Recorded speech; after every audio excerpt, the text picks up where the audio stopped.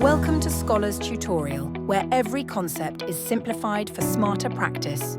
Let's start with the first question. We need to write the decimal 0.458 as a fraction in its simplest form.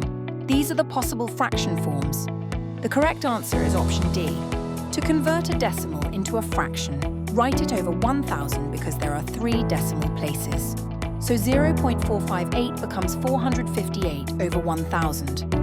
Both numbers can be divided by 2, giving us 229 over 500. This fraction is already in its simplest form. Now let's look at the second question. We need to write the decimal 9.5 as a fraction in its simplest form. These are the given fraction options. The correct answer is option E. To convert 9.5 into a fraction, write it as 95 over 10. Now divide both the numerator and denominator by 5. That gives us 19 over 2, which is already in its simplest form. With Scholar's Tutorial, fractions become simple and clear. Keep practicing and build confidence step by step. Ace your academics with Shruti.ai. It's free.